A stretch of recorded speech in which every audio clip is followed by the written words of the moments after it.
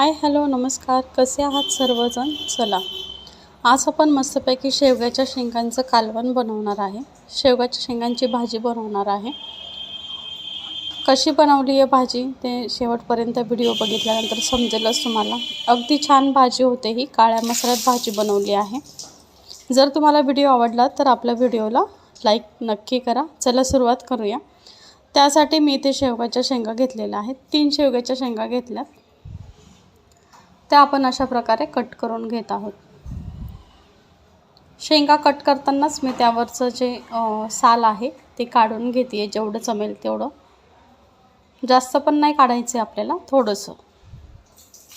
चला बघू शकता अशा प्रकारे मी ते शेंगा कट करून घेतलेल्या आहेत. सर्व शेंगा कट झाल्या की त्यामध्ये ना मी एक बटाटाही ॲड केला आहे. तुम्हाला जर बटाटा घ्यायचा नसेल तर नका घेऊ, पण बटाट्याने शेंगांची चव छान येते, म्हणून मी इथे शेंगा बटाट्याचं कालवण करणार आहे, म्हणजेच भाजी बनवणार आहे. चला भाजीसाठी म्हणजेच मसाल्यासाठी आपण काय काय तयारी करतोय बघूया. त्यासाठी मी इथे कांदा, टोमॅटो, खोबरं, कोथिंबीर, मिरची आणि थोडीशी हावरी घेतली आहे, म्हणजेच थोडेसे तीळ घेतलेत. आणि त्यामध्ये टाकण्यासाठी थोडेसे कच्चे मसाले घेतले. कांदा लसूण मसाला, मटण मसाला, किचन किंग मसाला, हळद पावडर, मिरची पावडर, धना पावडर, जिरे, त्यानंतर मोहरी, असे सर्व मसाले घेतलेले आहेत. बघू शकता तुम्ही इथे मी सर्व भाजीची तयारी करून ठेवलेली आहे. चला भाजीची तयारी झाली की आपण नंतर ना हे जे सर्व मसाले आहेत, कांदा, टोमॅटो हे कट करून घेणार आहोत. बघा इथे मी खोबरं कट करून घेतलेलं आहे. बारीकसं खोबरं छानपैकी कट करून घ्यायचं आहे. किसलं तरी चालेल, काही इश्यू नाही आहे. नंतर कांदाही आपण उभा कट करून घेतला आहे, तो आपल्याला भाजूनच घ्यायचा आहे, म्हणजे तळून घ्यायचा आहे वाटण्यासाठी.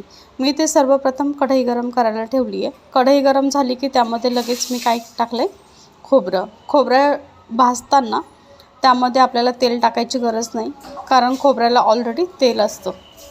बघा इथे छानपैकी मी खोबरं भाजून घेतलेलं आहे. खोबरं भाजलं की त्यामध्ये लगेच तीळ टाकलेत.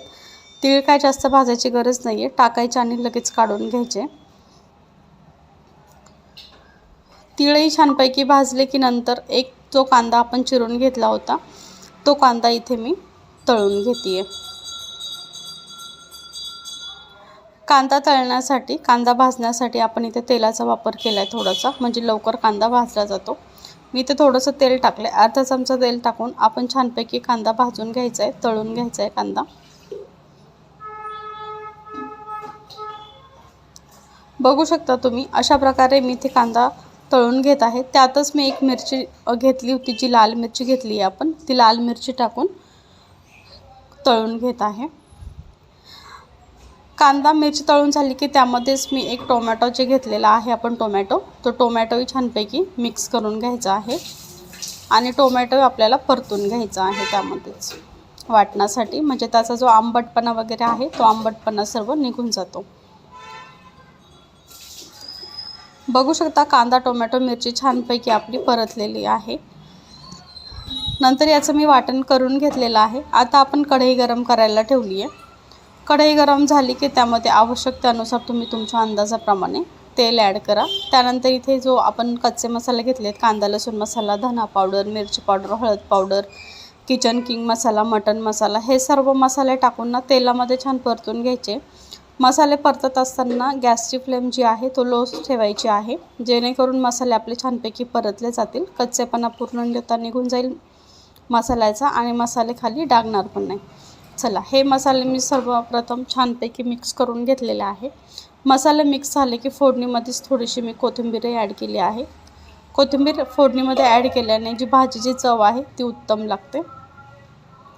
आणि नंतर आपण ज्या शेंगा चिरून घेतल्या होत्या एकसारख्या, त्या शेंगा मी इथे टाकलेल्या आहे. आणि त्याचप्रमाणे शेंगा टाकल्यानंतर आपण जो एक बटाटा कट करून घेतला होता तो बटाटा टाकला आहे. बटाट्याचे तुम्ही ते साल काढून घेतले तरी चालेल. मी ते साल काढलेलं नाही आहे, पण बटाटा स्वच्छ धुवून घेतलेला आहे.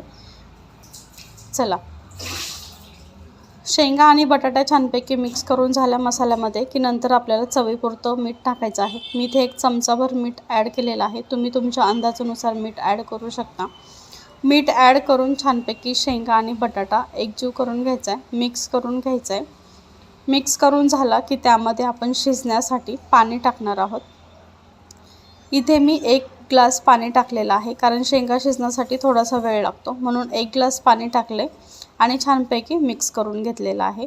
मिक्स झालं की आपण झाकण ठेवून छानपैकी शेंगा एक 10 ते 15 मिनिट मीडियम आचेवर शिजवून घ्यायच्या आहेत। बघू शकता तुम्ही इथे शेंगा शिजत आहे आणि आपल्या भाजीला छान अशी तरी पण आलेली आहे।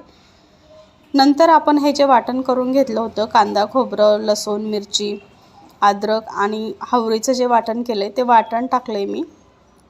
वाटण टाकलं की त्यामध्ये आवश्यकतेनुसार गरजेनुसार गरम पाणी ॲड करायचे, म्हणजे भाजीला चव चांगली येते। आवश्यकतेनुसार पाणी टाकले मी आणि बघा एकदा भाजी छानपैकी मिक्स करून घेतली आहे। भाजी मिक्स करून मीडियम गॅसवर छानपैकी परत 5 ते 10 मिनिटं आपल्याला भाजी शिजवून घ्यायची आहे। चला, भाजीला छानपैकी अशी उकळी येत आहे आणि आपली भाजी तयार आहे। तुम्हाला जर व्हिडिओ आवडला तर आपल्या व्हिडिओला लाईक करा, शेअर करा आणि आपल्या चॅनलला सबस्क्राईब करून सपोर्ट करा। तुम्ही अशीच भाजी बनवता का? नक्की सांगा।